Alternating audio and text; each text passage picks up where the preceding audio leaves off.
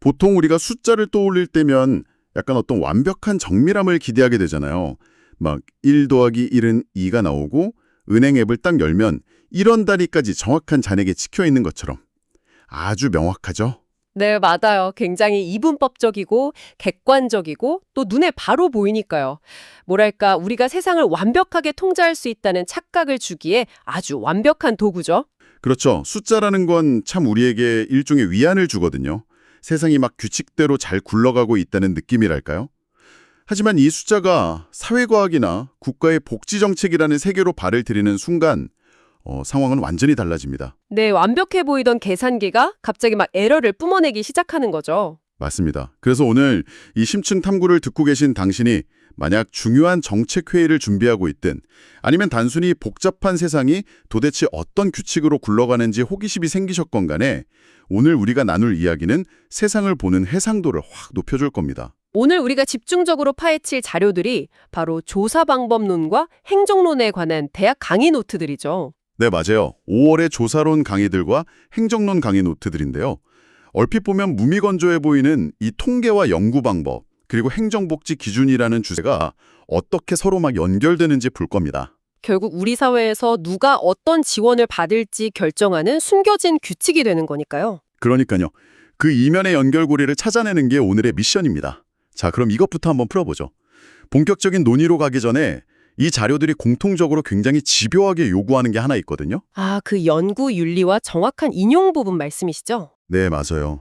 그 김교성 교수의 논문을 인용할 때 단순히 이름이랑 연도만 딱 적는 게 아니라 75페이지에서 76페이지처럼 그 문장이 있는 정확한 주소까지 기재해야 한다고 강조하잖아요. 솔직히 저는 처음엔 그냥 대학원생들 군기 잡는 건가 싶었어요. 충분히 그렇게 보일 수도 있죠. 되게 깐깐해 보이니까요. 하지만 이건 단순히 학문적 허례허식이 아닙니다. 우리가 앞으로 이야기할 이 통계와 데이터들은 결국 누군가의 삶을 좌우하는 막대한 정책의 근거가 되잖아요. 아, 그러니까 이 정책의 근거에 대한 일종의 데이터 영수증을 확실히 발급하라는 뜻이군요. 정확합니다. 나중에 누군가가 아니, 이 정책의 근거가 된 빈곤율 수치가 도대체 어디서 나온 겁니까? 라고 물었을 때 그 페이지 번호 하나가 데이터의 신뢰성을 증명하는 아주 강력한 방패가 되거든요. 방패요? 와, 듣고 보니 그러네요. 출처가 불분명한 데이터 위에 복지 정책을 세우는 건 말 그대로 지진이 난 땅 위에 고층 빌딩을 올리는 것과 똑같습니다. 영수증 그리고 방패라는 표현이 확 와닿네요. 자, 그럼 그 투명한 영수증이 발급되었다고 치고 본격적으로 숫자 안으로 들어가 보죠. 좋습니다. 자료를 보면 전체 집단인 모집단, 그리고 거기서 뽑아낸 표본의 차이를 다루거든요. 그리고 이 집단의 특성을 파악하려고 중심 경향값을 측정하는데 여기서 우리가 학창 시절에 진짜 질리도록 들었던 평균이 등장합니다. 네, 가장 대중적이고 익숙한 개념이죠. 그런데 저는 이 평균이라는 놈이 현실 사회에서는 아주 위험한 착시를 일으킨다고 생각하거든요. 그 주식시장 차트 볼 때 위아래로 꼬리가 길게 달린 박스 플롯을 한번 떠올려 보세요. 구체적으로 어떤 식의 착시를 말씀하시는 걸까요? 그러니까 평균 수입이 똑같이 500만 원인 두 동네가 있다고 해보죠. A 동네는 다들 비슷하게 400만 원에서 600만 원 사이를 벌어서 표준 편차가 작아요. 그런데 B 동네는 극단적인 부자가 있는 동네군요. 맞아요. 99명이 100만 원을 버는데 단 한 명이 4억 원을 버는 겁니다. 평균은 똑같이 500만 원이지만 두 동네 사람들의 실제 삶의 질은 하늘과 땅 차이잖아요. 국가 정책을 짤 때 단순히 이렇게 평균만 보는 건 너무 위험하지 않나요? 통계가 현실을 어떻게 왜곡하는지 아주 날카롭게 짚어주셨네요. 여기서 아주 흥미로운 점은 통계학자들도 이미 그 약점을 잘 알고 있다는 겁니다. 평균은 아웃라이어, 즉 극단적인 값에 극도로 취약하거든요. 아, 그 한 명의 4억 원 부자 같은 사람이요? 네, 특히 현대사회처럼 상위 1%가 전체 부의 상당수를 독점하는 소득 불평등 사회에서는 평균 소득이 일반 대중의 현실을 전혀 반영하지 못하죠. 이게 바로 평균의 함정입니다. 그래서 대안으로 등장하는 게 바로 중앙값인 거군요. 맞습니다. 사람들을 소득 순서대로 1등부터 100등까지 일렬로 쭉 세웠을 때 맨 앞에 최고 부자도 아니고 맨 뒤에 빈곤층도 아닌 정확히 한가운데인 50번째에 서 있는 사람. 딱 중간이요? 네, 그 사람의 소득을 중위소득이라고 부릅니다.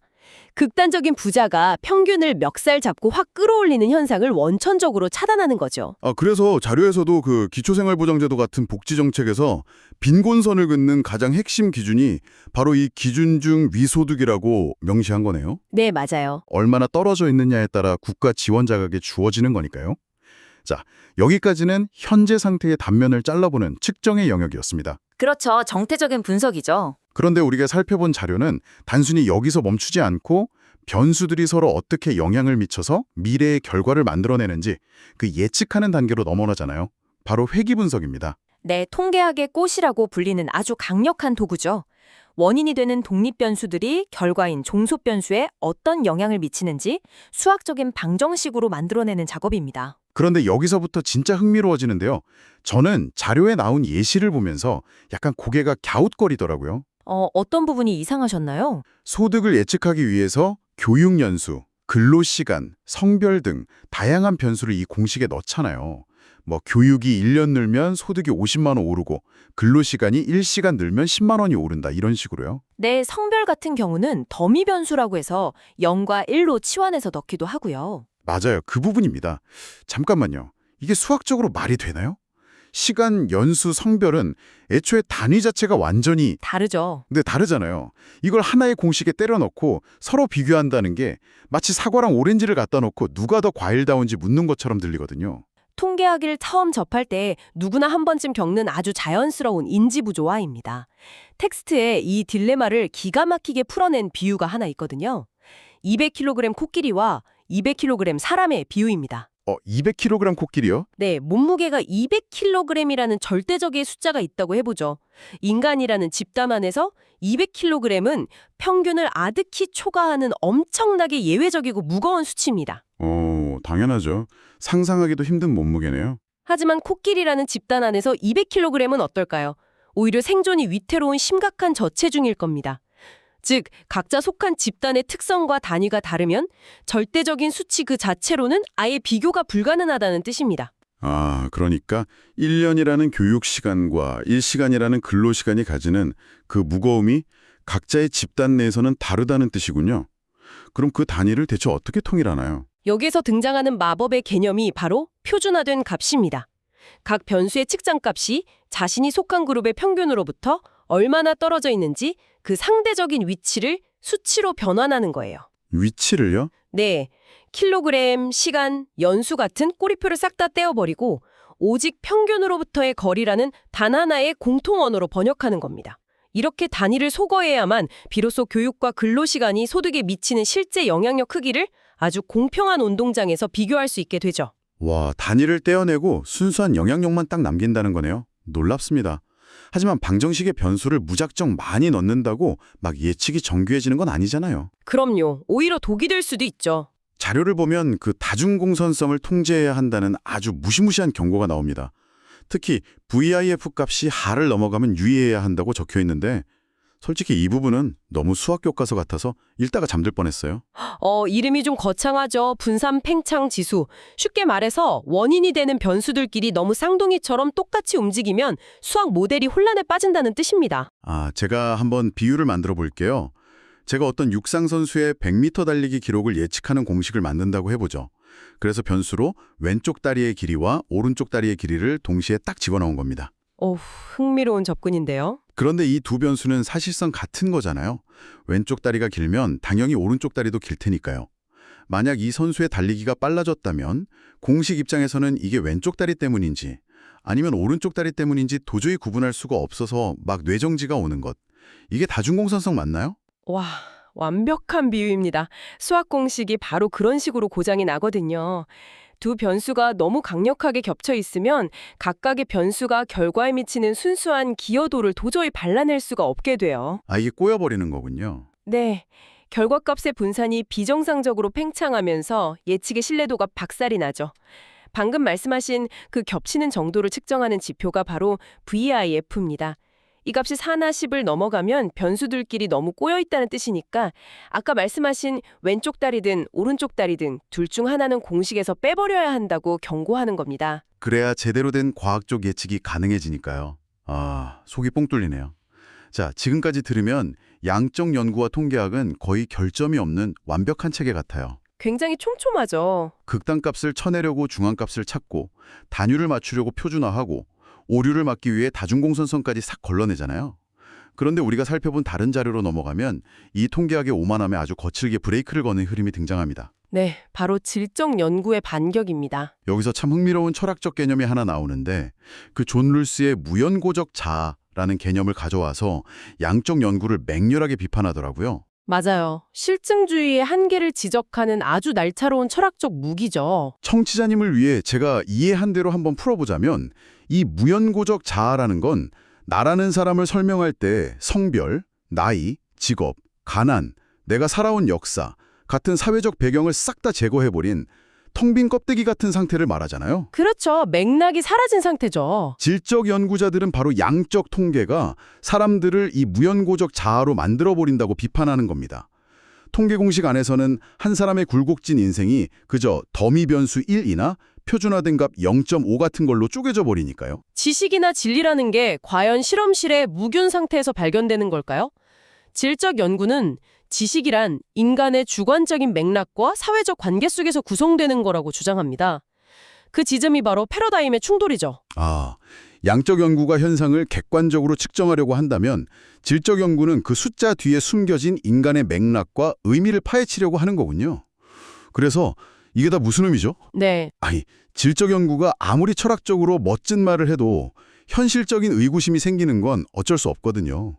자료에 등장하는 예시들을 보면 세대 간 빈곤 이전 경험이라든가 레즈비언 커플의 생애사 연구처럼 극소수의 인터뷰에 의존하잖아요. 네, 표본이 아주 작긴 하죠. 수만 명의 데이터를 돌린 회귀 분석을 보다가 겨우 대여섯 명을 심층 인터뷰해서 결론을 내린다고 하면 솔직히 청취자님도 궁금하실 텐데 이게 과학인지 아니면 연구자의 주관이 듬뿍 담긴 잘 쓰인 소설이나 정치적 선언문인지 의심스럽거든요. 객관성이 없다고 말이죠.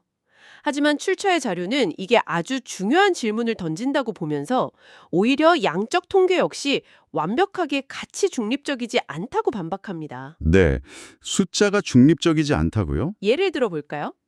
설문조사의 질문지를 누가 만드느냐에 따라 답변은 이미 특정한 프레임에 갇히게 됩니다. 지배층이나 기득권의 논리가 숫자의 탈을 쓰고 구조화될 수 있다는 지적이죠. 설계자의 의도가 숫자에 묻어난다는 거네요? 맞습니다. 반면 질적 연구, 특히 문서에서 깊게 다루는 근거 이론은 소설을 쓰는 것과는 완전히 다릅니다. 이건 말과 글로 하는 고도의 데이터 사이언스에 가깝거든요. 데이터 사이언스요? 그냥 사람들이 이야기를 아주 오래 깊게 들어주는 게 아니고요? 훨씬 더 가혹하고 치밀한 과정을 거칩니다. 위안부 할머니들의 구술사 연구를 예로 들어보죠. 연구자는 수백 시간에 달하는 인터뷰 녹취록을 전부 텍스트로 풉니다. 그리고 그 방대한 문장을 한 줄 한 줄 쪼개가면서 의미 있는 키워드를 태그로 다는데 이걸 개방 코딩이라고 부릅니다. 와, 엄청난 막노동이네요. 그럼요.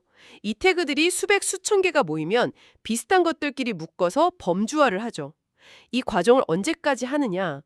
더 이상 새로운 개념이 안 나오는 이론적 포화 상태에 이를 때까지 텍스트와 범주를 진짜 끝없이 교차 검증합니다. 그러니까 주관적인 이야기를 듣고 감동해서 글을 쓰는 게 아니네요. 텍스트 속에 숨겨진 인과관계의 패턴을 거의 해부학적으로 발라내서 밑바닥부터 이론의 뼈대를 쫙 조립해 올라가는 거군요. 정확합니다.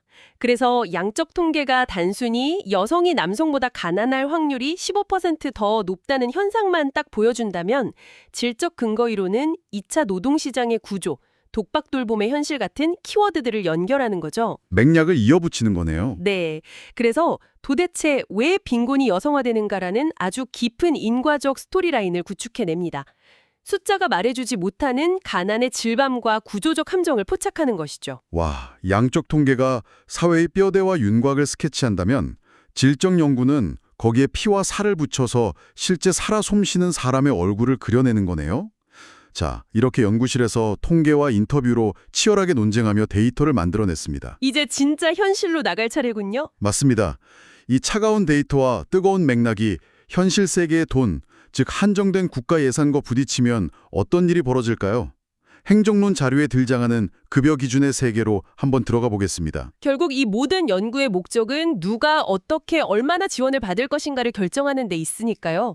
아무리 훌륭한 연구 데이터가 있어도 행정 영역에서 급여 기준이 명확하게 세워지지 않으면 정책은 실패합니다. 필요한 사람한테 돈이 안 가고 엉뚱한 곳으로 새어나가겠죠.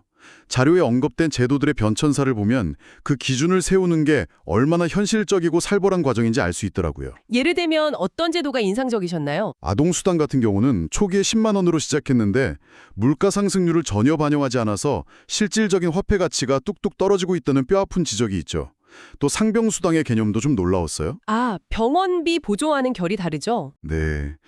아플 때 단순히 병원비 좀 보태주는 게 아니라 치료받느라 일을 못해서 생기는 소득 상실 그 자체를 보전해주는 것이 원래 이 제도의 본질이라는 걸 딱 명확히 하더라고요. 제도의 철학적 근간을 유지하려는 행정적 노력들이죠. 하지만 연구실의 완벽한 설계도와 현실 정치의 민낯이 가장 극적으로 충돌하는 곳은 따로 있습니다. 어딘가요? 바로 기초연금 사례입니다. 아, 맞아요. 저도 이 부분을 읽으면서 현실의 아이러니에 진짜 헛웃음이 났습니다. 자료의 흐름을 토대로 보자면 기초연금 제도를 처음 설계할 때 학자들과 관료들이 얼마나 머리를 싸매렸어요. 수많은 시뮬레이션을 돌렸겠죠. 국민연금 소득 대체율의 10% 수준이 적당하다는 아주 정교한 통계적, 재정적 계산 끝에 10만 원이라는 합리적인 기준을 만들어냈습니다.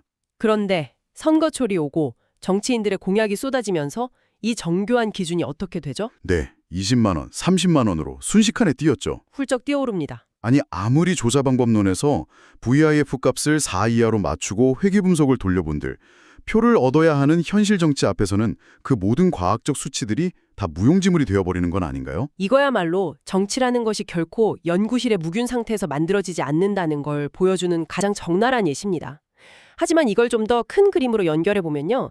단순히 정치가 학문을 망쳤다고만 볼 수는 없어요. 왜요? 국가의 정책은 데이터의 결과물이기도 하지만 결국 동시대를 살아가는 사회적 합의의 산물이기도 하니까요. 이 간극을 가장 상징적으로 보여주는 것이 우리가 첫 번째 주제에서 다루었던 기준중위 소득입니다. 아, 빈곤선을 정하는 그 중앙값이요? 거기도 정치나 예산이 막 개입되나요? 아주 강력하게 개입됩니다. 이상적으로는 통계청의 가계동향 조사에서 나온 리얼 데이터, 즉 진짜 중위소득을 그대로 정책에 가져다 써야 맞습니다. 원래 데이터니까 그게 과학적이죠. 하지만 정부는 여기에 굳이 기준이라는 단어를 하나 더 붙여서 기준 중위소득이라고 부르죠. 왜일까요? 만약 실제 중위소득이 작년 대비 10% 올랐다고 해보죠. 이걸 그대로 복지 기준에 적용하면 국가가 지급해야 할 복지급여가 폭발적으로 늘어납니다. 아, 예산이 감당이 안 되겠네요. 맞습니다. 국가 예산과 재정 건전성을 관리해야 하는 부처 입장에서는 도저히 감당할 수 없는 충격이죠. 아, 그러니까 통계 데이터는 진짜 현실을 말해주고 있는데 정부의 금고 사정은 그 현실을 따라갈 수 없다는 거군요. 그렇습니다. 그래서 정부는 국가 재정 상태, 경제 성장률, 또 여러 정책적 타협을 다 감안해서 진짜 데이터는 10% 올랐지만 복지 정책의 기준이 되는 기준 중위소득은 2.5%만 올리기로 합의합시다. 라고 통제해버리는 겁니다. 와, 거기서 괴리가 발생하는 거네요. 네, 이 과정에서 필연적으로 리얼 데이터와 정책 기준 사이에 거대한 격차가 벌어지게 되죠. 행정가들은 이 제한된 예산 안에서 대체 누구를 어떻게 구제할 것인지 그 불완전한 선을 끊임없이 수정하고 방어해야 하는 숙명을 안고 있는 겁니다. 정말 숨가쁘게 달려왔네요. 오늘 청취자님과 함께 나눈 이 긴 여정을 잠시 되돌아볼까요? 우리가 매일 아침 경제 뉴스에서 무심코 흘려듣던 수급권자 선정, 기준 중위소득 몇 퍼센트 같은 건조한 행정 용어들. 네, 익숙한 단어들이죠. 그 뒤에는 사실 극단값을 쳐내며 진짜 현실을 찾으려 했던 통계학자들의 치열한 고뇌가 있었고 또 숫자 뒤에 가려진 사람의 맥락을 읽어내려 텍스트를 해부했던 질적 연구자들의 집요함이 있었습니다. 그렇죠. 그리고 마지막으로는 이 완벽한 이론들을 들고 한정된 국가 예산과 치열하게 타협해야만 하는 행정의 현실이 얽혀 있었죠. 네, 맞습니다. 통계의 정밀함, 인간을 향한 질적 공감, 그리고 현실의 타협. 이 세 가지가 아슬아슬하게 균형을 맞추고 있는 것이 지금 우리의 복지 시스템입니다. 정말 절묘한 밸런스네요. 그런데 오늘 우리가 파헤친 자료의 끄트머리에 아주 짧지만 묵직하게 AI 시대를 언급하는 대목이 있습니다. 저는 여기서 오늘 방송을 듣고 계신 여러분 스스로 생각해 보실 수 있는 화두를 하나 던지고 싶습니다. 오, 어떤 화두일지 기대되는데요? 과거에는 연구자가 직접 종이에 점을 찍어가며 회귀 분석을 하고 수백 시간 녹취록을 직접 들으며 가난의 구조를 찾아냈습니다. 그런데 이제는 AI가 수천만 명의 소득 데이터, 건강 기록, 심지어 일상적인 소비 패턴의 맥락까지 순식간에 분석해서 누가 가장 복지가 필요한지를 계산해내는 시대가 곧 옵니다. 아까 말한 그 다중공선성 같은 건 AI가 알아서 완벽하게 다 걸러내겠네요. 그럼요. 오류가 거의 없겠죠?